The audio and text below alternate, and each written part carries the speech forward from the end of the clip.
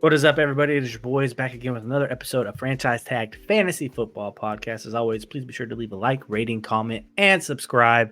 We hope everyone had a blast on the 4th of July. Hope everyone has all 10 digits still. It'd be a bad day if you didn't. But Oh God, no! But fireworks accidents do happen. So a little bit of news and notes that we haven't been able to really touch on because we pre-recorded before the holiday break. Just so we didn't kind of have to stress about it, so you guys could have your premium content on time. But as always, for premium content, please go to Fantasy Football Advice Forum. Real users, just like myself, Brendan and Ray, in there asking questions about anything related to fantasy football. How we doing, boys? Doing fantastic. Yeah, it's good to hear. Feeling real light, doing this fasting diet. Feeling real light. A little lightheaded, little loopy. That's probably not good. You should probably eat something, right? It's good. It's okay. It's take your shirt off season. You can put the rabbit food down, Ray. It is take your shirt off season, but guess what? I'm walking out with a gut. I don't know. How about you, Brendan? How are you doing today? It's just another day in paradise, enjoying all the 4th of July festivities they have to offer. Oh, that's right, because it is 4th of July. Oh, we're in the future. That's right. Yes. We're in the future. It's future me talking to you guys. That'd be crazy. What do we have on the docket today? First off, we're certified time travelers, but today's docket is a good old-fashioned would you rather episode. So we are going to pose questions to our peers here and ask, would you rather take this or that, this person, that person, this thing, that thing? And we're going to answer. We're going to answer each other's questions. But as always, in the comments, let us know who you guys would rather take, or if you just think we're completely stupid. Matt Jenkins, talking to you. I'd really, really like to see what you guys think in the comments. Please drop it in there. Let us know what you guys are thinking. Who you guys are siding with. We're gonna have some beer bets on these ones. I think. I feel the if we don't already have them. Yeah, we probably already are. Yeah. So all right, guys. Well, as always, Brendan, kick us off with some news and notes. All right. So for the news, we obviously saw Devontae Parker signed a 3-year extension with the Patriots for 3 years, $33 million. It saves them a little money in the cap space, but you just say, why? Just why? I like Devontae Parker. Do you think that they structured it to where it's like a 1-year deal or 2-year deal with void year? It's something like that. But hold on, Ray. Ray just said he likes. Why do you like Devontae? He's literally the worst wide receiver at separation. Like literally, Warren Sharp's tweet said he was 122nd at 122nd, 127th at 127th, and 132nd at 132nd. I don't know. I've always liked him. Maybe it's like a Madden thing. I don't know. You want a player comparison for me? Devontae Parker is equal to Corey Davis. No. No. Both first-round picks. Both had one good season. Yeah, I don't know. I mean, like they both gotten like decent money ever since that. Yeah, I mean, it's kind of similar. I guess I could see it. I like him. I don't know. I think it's a good signing for the Patriots. Really think about it. Like, who else they got to catch the ball out there? It's Juju, and that's it. So they're about to have D-Hop. Well, that's funny you said that because Sleeper sent a notification saying the Patriots just signed, and it said DE. So everyone's like, they signed DeAndre Hopkins, and it was Devontae Parker. They everybody. We've got DeAndre Hopkins at home. Yeah, Trolls. seriously. Yeah, we don't need that McDonald's. We got McDonald's at home. And we got DeAndre Hopkins at home. His name is Devontae Parker. And the last bit of news is that Hassan Haskins was arrested for strangling his girlfriend. So Tajay Spears, welcome to being RB2 for the Tennessee Titans. Man, I would hate to be the guy that just drafted him in a dynasty startup. I mean, that would be awful. If I were that guy, oof. I had to really consider like some things that I did. It was me. I'm talking about me. I'm that person. So you can drop him, right? Let's see what happens. Maybe it's. I think the news came out and Ray immediately put him on the trade block. Trade block. He's like, "What you want for him? I'll take a bag of peanuts." I saw it come across the phone. I was like, "Well, trade block it is." Jesus. Oh man. See what happens. If it doesn't end up being like an actual strangulation, maybe. But he wasn't very good anyway, so it doesn't really matter. So my question to you, Ray, what would you give me for Haskins because like I'm not gonna give you anything, but you just give him to me. Like that's the trade, basically what he's at. Whoever your last pick was in the draft, I'll take that. I don't know. They're That's somewhere in the waiver wires. It's good, it's good great value. Trade. Yeah, great value. value. You're gonna cut that guy anyway. It's true. So give him to me. I don't know. Any other news? Nah, that's all I have. Look at I that. don't have anything. As of now, as far as we know, Hopkins and Cook still don't have teams. Neither does Zeke. So think Zeke isn't Zeke going to goes back to sign Cowboys. until he's not going to sign until like continues. Yeah. August or something, or like maybe even. I think they're all going September. to sign like in the midst of training camp. I think that because that's what they're going to wait for. Yeah. Some Waiting for injury, an injury when shakedown they or get, something. they get a little bit more leverage. The only other thing I thought about for news wise is that Josh Jacobs said he's going to hold out. Yeah, I did hear that too. That's, So, it's a scary situation. That's a very interesting situation to be looking into. I would definitely monitor that more and more. Are you guys still drafting him at the value he's at right now, or are you going to keep waiting? So he's currently going pick 18, so it's the second 206, 205. Yeah. Would you take him there? Or are you going to keep drop like waiting for the drop? Le'Veon Bell really burned me. Okay. For his holdout. So anytime that I hear holdout, it automatically moves them down the board for me. You just move, All right. move it right along, huh? Yeah, like I would like if you were tied between, we're gonna have one later in this episode, but if you're tied between one or another guy, I would probably go the other guy in that situation. Well, since it's That's would fair. you rather, let me ask you. So Josh Jacobs or Brees Hall, because I think that's where your line would be at. Brees Hall. Okay, never mind. Okay. So that's it. And we have another one later. I don't want to burn that one. I don't want to burn that question. Okay. All right. Well, with that being said, Raymond, would you like Yes. to kick us off with the Would You Rather? Sure. Let's do this. So me and Brendan were having a pretty nice conversation the other night during softball, going out there, getting dubs, and just asked him a question. Who would you rather have, Mark Andrews or TJ Hawkinson? Now, let me preface this by saying that both myself and Brendan think that Hawkinson will be the tight end 3 in the season. So let's say that's what it is. And let's say he's in between the 50 points that Aaron thinks that he's going to be in. Let's It's only say 3 that. points a game. Okay. Do you think that the value that you're getting back from TJ Hawkinson is worth holding out and grabbing him, or moving up and getting Mark Andrews? In what I did a mock draft last night, he went in the back of the second round, maybe Mark the beginning of Andrews- the third if you're lucky. Mark Andrews is going at 26.2, and TJ Hawkinson is going at pick 43.6. So that's almost a 2-round difference. That's a big difference. That's valuable picks. So that's why I think this is a viable question. Who would you guys rather have? Brennan. So I told you I'd have Mark Andrews. I think Mark Okay. Andrews is the closest person to touch, or not touch, but like get close to Travis Kelce for tight end 1. I think if you had to pick any of the tight ends, I think it's Andrews over Kittle, over Hawkinson, who could be the tight end 1. You would not be surprised hearing that next. If at the end of the year you heard Mark Andrews tight end 1, you wouldn't be as shocked as you would for Hawkinson or Kittle. Okay. Aaron. I'm in agreement with Brennan. I would be taking Mark Andrews in the second. Yes, I would pay that premium.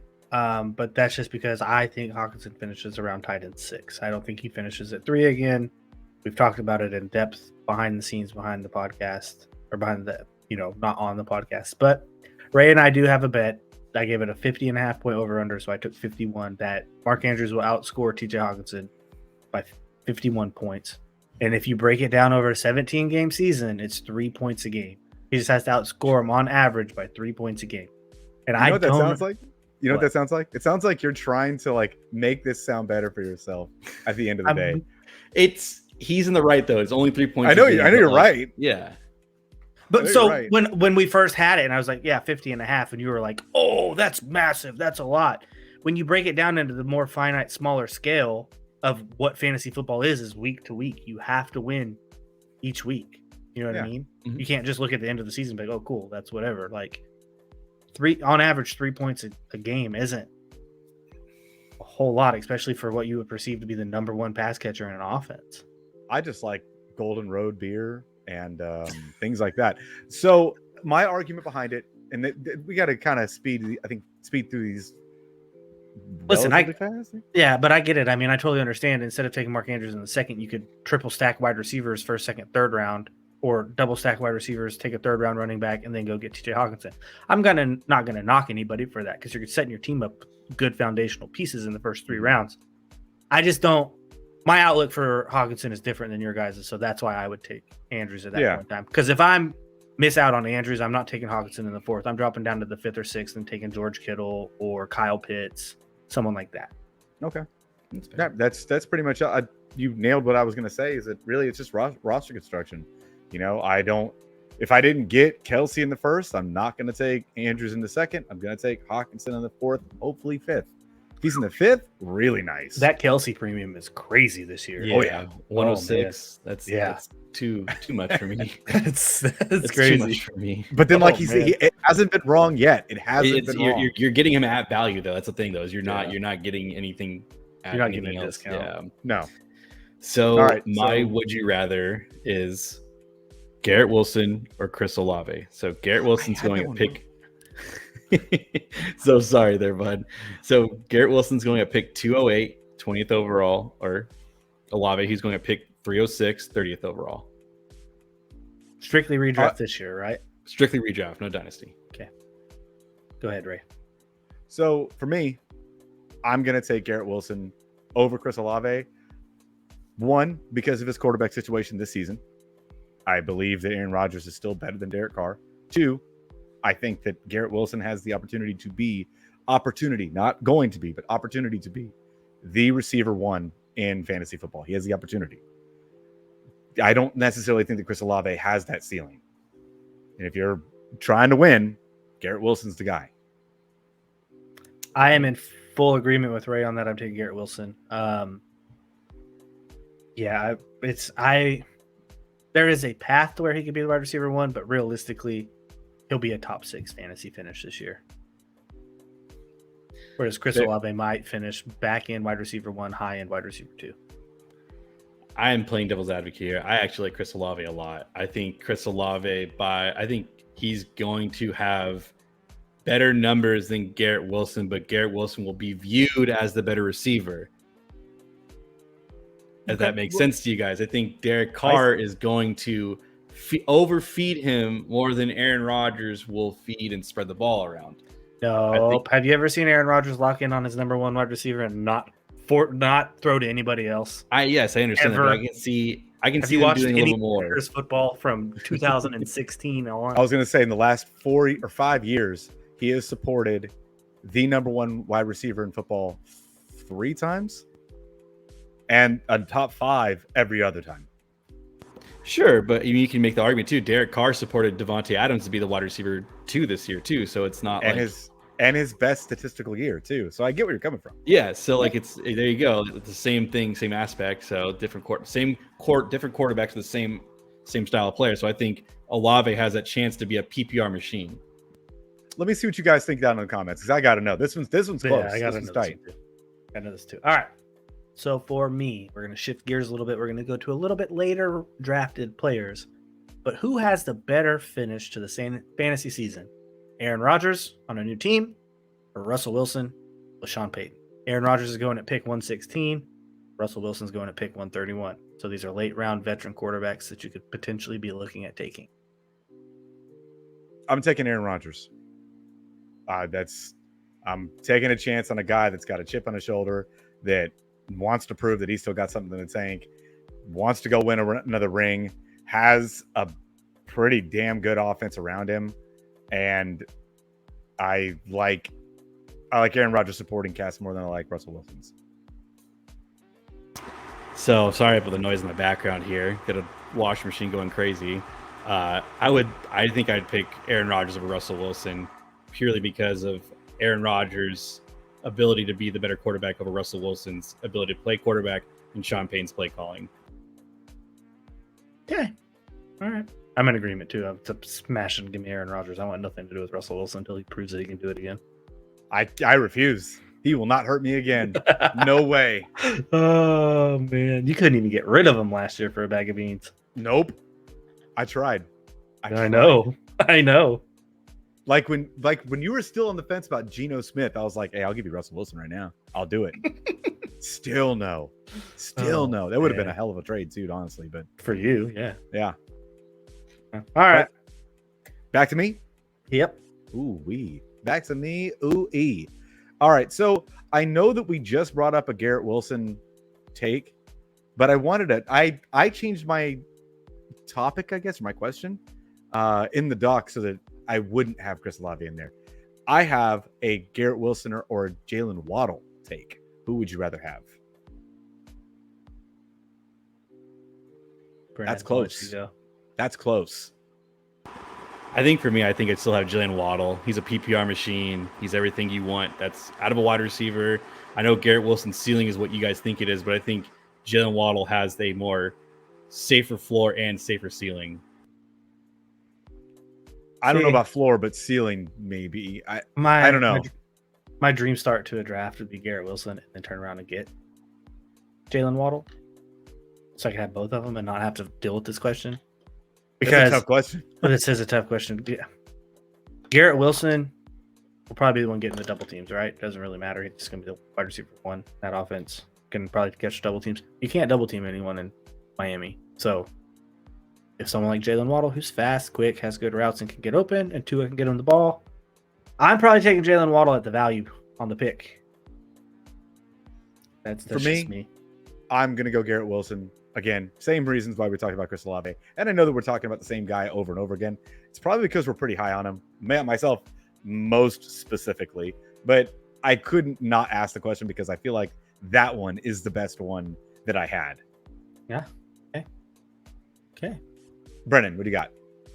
All right, so I'm going to change it up here. I'm going to go tight ends here. Kyle Pitts or Dallas Goedert. They're both going to pick 60 for Kyle Pitts or 62 for Goddard.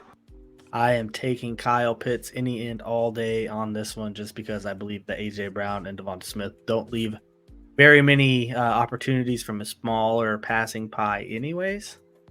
So I'm going to take Kyle Pitts, who would 1B to, the 1A there. To be fair, if I had my choice of A, B, or C, as in neither of them, I would rather neither of them because I think that I can get better value somewhere in that part of the draft. But if I had to pick one, I would go Kyle Pitts on the upside alone. He led the league in missed opportunity and targets. Is that what the stats called? Missed opportunity and targets or arid targets? Is that one what of it is? them? Yeah, but uncatchable targets. I think his catch rate was at 30% or something like that. It was some crazy, really low number. I have to think that Desmond Ridder is just slightly better than what Marcus Mariota was. So if he is, that means that Kyle Pitts is going to eat in that offense. Okay. All right. So I'm going to stick with the quarterback theme here. Would you guys rather have Josh Allen at pick 22 or Joe Burrow at pick 34? Am I starting this off again? Whoever wants to start, let it rip. This one's tough. I'm gonna go Josh Allen. I never get a chance to draft Josh Allen. I never get a chance to have him on my roster because he's always gone, right? And I just want one time where I have a little piece of that pie of those 40-point games he's dropping. I'd really like that, Yeah. Yeah, for me, I'm sorry about the technical difficulties, by the way. My washer is going absolutely haywire. So I think I go Joe Burrow purely just because of the draft capital. I think Joe Burrow has a chance to be QB1, and we've seen Josh Allen already be QB1. So I don't know how much longer that's in his arsenal with him saying that he's going to be less of an athlete at quarterback and more playing the quarterback style. I think Aaron, what are you going here? Taking Joe Burrow too. Okay. Yeah, I think that's where I'm taking him because I would rather spend that second round pick on if I didn't get Jamar Chase in the first, like trying to get a T Higgins and turning around and stacking them with Joe Burrow the third. Yeah, that's a lot of capital though invested. It is. So like you're either you're riding really hard with the Bengals every game. Oh yeah. I mean, but I mean they've proven that they are tried, true, and tested at this point in time. So you're telling me in the world they're in a redraft world, you would feel comfortable taking Jamar Chase and then following up with Joe Burrow in the 3rd, 4th round? Yeah, go for broke, right? Yeah, I redraft. guess so. I do that a lot in best balls, and it's a great best ball strategy. It's just it'd be tough for me to do that in redraft. Yeah, but I mean, if it's Jamar Chase and if you can miraculously get Jamar Chase and Joe Burrow, it would be the same as trying to stack Jalen Waddle or Tyreek with Tua. Mm-hmm. The boom weeks are going to be great. The average weeks are still going to be good, but those weeks where someone shuts down Cincinnati's offense, yeah, you're going to feel it. But you're going to lose. It's going to be few and far between. You know what I mean? Yes. So that's my take on it. Fair enough. It's back to me. It is, sir. Ooh, wait, man, going fast. All right. Since we're talking about quarterbacks here, and I think this is a beer bet we're going to talk about here. Justin Fields or Justin Herbert? Battle of the Justins. Who would you guys rather have? I'm going to start this one off. I'm taking Justin Herbert. I know it's going to new offensive coordinator with Kellen Moore, but you saw Kellen Moore in Dallas with Dak Prescott make Dak fantasy relevant with how much they threw the ball. Justin Herbert is a better quarterback than Dak. He has better receiving weapons outside of CeeDee Lamb in Dallas, obviously, and just an overall better offense in general. So I'm taking Herbert. Aaron said everything I don't need to say anymore because we already have this beer bet between me and Ray. It's Herbert, and I don't think it'll be necessarily close either. I think Herbert's being slept on in fantasy.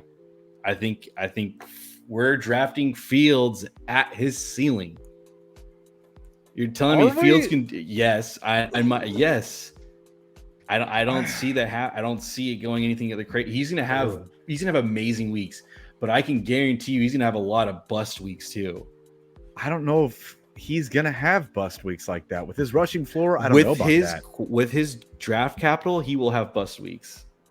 Bust weeks is in what? Like, are you thinking that he's going to be not a QB1 where you are drafting him at first? Where are you spending your draft capital? You need him to be consistently over at least 18 points. So let me ask you a question. Yeah, that's a lot of points. Let me ask you a question. Do you think Justin Fields rushes for almost as many yards as Lamar Jackson? Maybe more. Okay, so yeah, I can see where you're at there. Maybe more. Yes. And in the 4th round, I don't necessarily think that he has to be like. Actually, I just ran a mock draft right now. If he's going to the back of the 4th, beginning of the 5th, but you look at where Herbert's going. Herbert's also going in the middle of the 5th, so they're right next to each other. They are. A lot of people though are taking the upside of rushing from Fields compared to what Herbert was last year. And that's what everyone has a sour taste in their mouth. It's true. Yep, he did burn. I traded for him last year too, and it burnt me because I got him for cheap. But yeah, like I said, I think it's a bounce back year where he just unloads.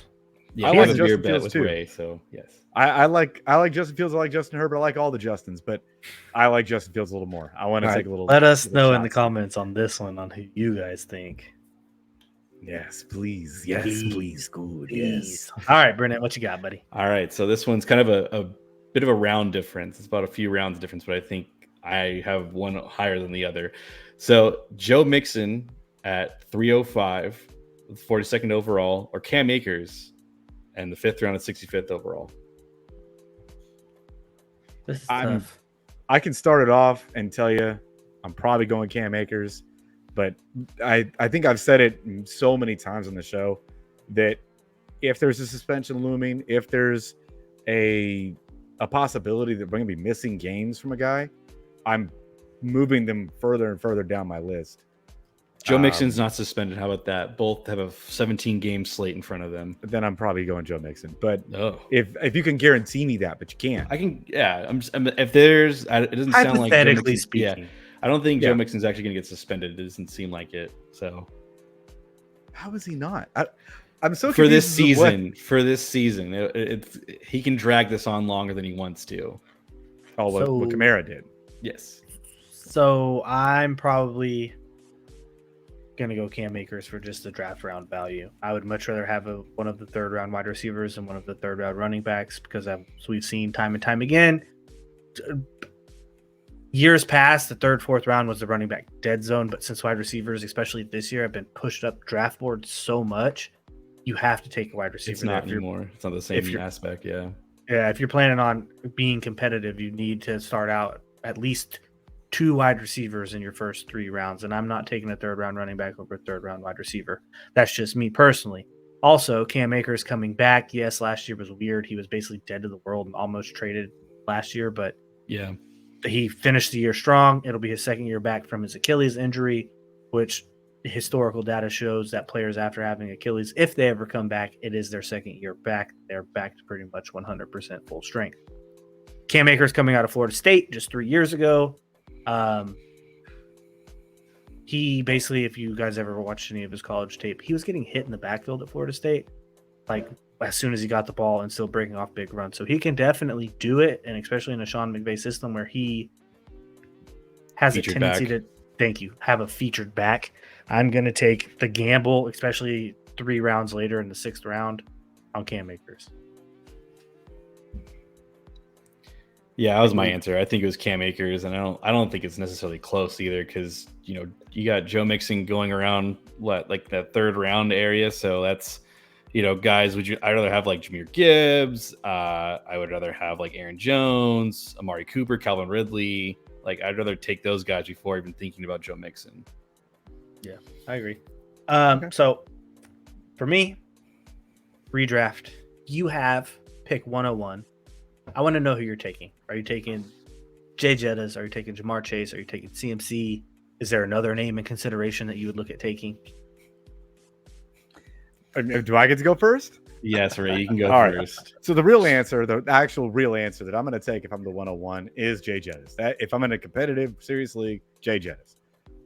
If you don't know I who got Jay a wild Jettas hair, is, Justin Jefferson. If we had to take a whole lot of shots before the draft, something like that, and I'm getting a little froggy, I'm taking Bijan Robinson, 101. Okay. Bijan Robinson. Drunk Ray taking Bijan, normal Ray. Drunk Ray. Bijan Robinson, baby. Taking Justin Jefferson. Oh my God. I think my answer is CMC. I think I'm going to go with a guy who can rush 1,000 yards and also receive 1,000 yards and then double-digit touchdowns. He's a featured back in Shanahan's system. It's hard when he's staring at you. I know I would love Justin Jefferson, Jamar Chase, but like it's when you have a guy who just does it all and he's on the field 100% of the time when he's healthy, it's hard not to pass up on him. I agree. And I'm in agreement. Remember how I said you need to take at least 2 wide receivers in your first 3 rounds? The only way I would take a running back probably in the first round is Bijan Robinson falling in the back half of the first, or CMC at 101. Not Eckler? I would probably take Eckler if he went to the back half. So there's 3. Okay. I'd say 108 or later if they made it there for him and Bijan. But it's just, it's one of those, you said it, Brendan. You can get 2,000 all-purpose yards from one player at the 101. Why would you not take it? Yeah, you're missing out on Jay Jettas and Jamar Chase, and yeah, that kind of probably sucks. But your roster construction at 101, taking CMC will look a whole lot better than if you're waiting to go get other running backs. Yeah. All right. It's on me, right? Last round, right? Last power round. through these things. So I had to go back and forth on the couple ones that I had wrote down, but I think this is a good one. Jahmyr Gibbs or Travis Etienne. This is a whole round difference. But taking Etienne. Okay, taking Etienne. What about you there, Brennan? I think I would take Gibbs. I think the upside, we've seen for Etienne, but I think if it's full PPR, let's be transparent. I play mostly PPR leagues. I would take Jahmyr Gibbs. I think the upside with him. Full PPR. Yeah. Let's say full PPR. Yeah, okay. Full PPR. Yeah, full PPR. It's Jahmyr Gibbs. I think the chances of him being a 50-50 back, get it with David Montgomery, but like the fact that it's a very high paced offense with Ben Johnson in there, the offensive coordinator. So, yep. I agree. My answer changes if it's full PPR. It's going to be Gibbs. I want to preface it by being full PPR. Okay, Jahmyr Gibbs for sure. Good. Brennan? Yes, for me it's Jahmyr Gibbs. All right, so I'll do a later round. So we're going to do some quarterbacks here. So we have Tua Tagovailoa at round 709, 95th overall, or Kirk Cousins at 110, the ninth round. Ray? I'm gonna throw up in my mouth and take Kirk Cousins. Why? I don't want either one of them. I'd rather just not play fantasy football anymore. But Kirk Cousins, and it's only because I think his weapons are going to propel him to a very safe floor. Did you just say that again? Yes, I think that his weapons will carry him to a safe floor. Oh, so Ray agrees in agreement that Kirk Cousins could be a viable fantasy option this year. At quarterback 13, yes. That's fine. He'll finish at 12 or 11, possibly 13, and where our ship has sailed. So this one's going to come down to roster construction for me. Once again, if I have Tyreek or if I have Jalen Waddle, I'm going to just go ahead and take Tua in the 7th to try to get that stack. I've talked about stacks. I like stacking. Yes, boom bust. It hurts you some weeks. However, if I don't, but if I have Jay Jettas, or if you're a person who wants to take TJ Hawkinson, I would wait, and then I would take Cousins in the 9th. Especially if you got Jordan Addison too, because you believe in the rookie. You could try to do that way as well. But I do believe the way fantasy football is shifting, you do need at least some form of stacks on your roster, because I do believe that it is taking the premise from best ball and putting it into regular redraft leagues. Fair enough. You're both wrong, and you're both dumb, and I hate you both for taking. I just said I would take Tua. Oh, did you take Tua? I said I would take both and gave the reasons why. Yeah, but we have a bet between you have a bet between you and I, so it's automatically I don't like you for taking Kirk over Tua. So it's Tua. Tua's a quarterback in the NFL, Ray. He's real and he's good. And he's here. He's Unless here. he gets concussed this year, then he's probably done forever. Which I have a lot riding on. I have a lot riding on 2 dynasty leagues this year with Tua. It's tough. So, that's super feel tough. bad for you. Yep. Tua on forever. So, oh man. So I'm gonna switch gears a little bit. I'm gonna go people on the same teams for just a minute. Okay. Would you rather have Calvin Ridley been out of the NFL for 600 something days now, maybe close to 700 now, at 44.7, or Christian Kirk basically 2.5, 3 rounds later at 72.5? I'm swinging for the fences. I'm going 44 or 72. I'm playing. I play to win. I told you guys this. Calvin Ridley has a chance to be. Okay. Before he was out of the league, he was a top 5 wide receiver. Okay. He was always 5, but he was a top 5 wide receiver. So I'll take the chances of him being another. I think Trevor Lawrence is a better quarterback than Matt Ryan. So I think his chances of having better numbers are there. Let's put more context on that. I think that that Trevor Lawrence right now, going into this season, projected wise, is better than what Matt Ryan has ever been in, like, I don't know, 12 years. No, 10 years. 2018. He won MVP. Yeah, he won MVP not too long ago. The year they went to the Super Bowl and just completely got destroyed in the second half. I have Trevor Lawrence winning the MVP. Granted, that was also Shanahan's system. Yeah, that's fair. I don't know. I like Calvin Ridley a lot. Yeah, I do too. I do too. This one I'm torn. I put this one for my own personal, like. You're Jacksonville Jaguars fan. Yeah. Well, that's just that's because of my wife, so I have to just get roped in.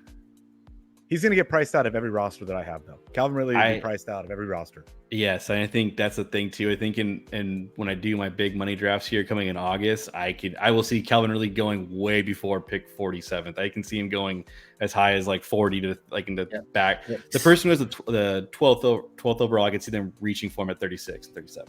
If I'm at the back of my 3rd round and Calvin Ridley's there, I'm taking him. I'm in the middle of my 3rd round. Just wait for training camp to start and the hype videos to come out too. It's just gonna. Oh, the hype for him's already insane. They're already saying he's the best wide receiver in Jacksonville right now. So I'm telling you where I'm at right now. Right now, if he's there in the middle to the back of the 3rd round, I'm taking him. And on this one, I love Calvin Ridley and I would love to take him, but I don't want. Like Brennan said, I'm not going to pay the premium. I think I'm taking Kirk at the value as like my wide receiver 5 on my team at this point in time. You know what I mean? So it's just me. Yeah, I don't know. I think where's Mr. Kirk at? Kirk is 72. 76 on mine. But geez, that's I think I don't know if I feel comfortable with him being a flex for me either. No, Christian Kirk. I don't know if I feel comfortable with him being my flex. I would. I think it'd be okay. He's going to run primarily out of the slot, so. Yeah. PPR league. Maybe. Yeah, actually, yeah. Reminds me of Devontae Parker back in the day in PPR leagues. He would never score a lot of touchdowns, but man, he'd pull in some catches. Not Devontae Parker. I was like, what? Not Devontae Parker. The other, oh God. From what team? Miami and then Cleveland. Jarvis Landry. Oh, Jarvis. Sorry. Brain fart. Juice Anyways, myself. go ahead, Ray. No, that was the last one. That was it. That's all you wanted to do? That's all we got. Yeah, that's all we had. Okay. I have one more. I just want to know one more. Let's do it. What Same you team. got for me? Debo at 36.5 or 36 at the beginning of the or end of the third round, or Brandon Ayuk at basically 70, middle of the Whatever you were gonna say, Brandon Ayuk. Whatever Okay. number you were gonna spit out of your mouth, Brandon Ayuk. He's at 70, and Debo. That's I'm a also on the Ayuk train. I think Ayuk is the better receiver Yes. in San Francisco. We're all in agreement on that one. So, Yeah. guys, as always, please let us know who you would take, why you would take them. If you think that our reasoning is just completely bonkers, like old Nick Chubb on TikTok does. So, as always, please leave a like, rating, comment, and subscribe. And until the next one, guys, we'll see you later.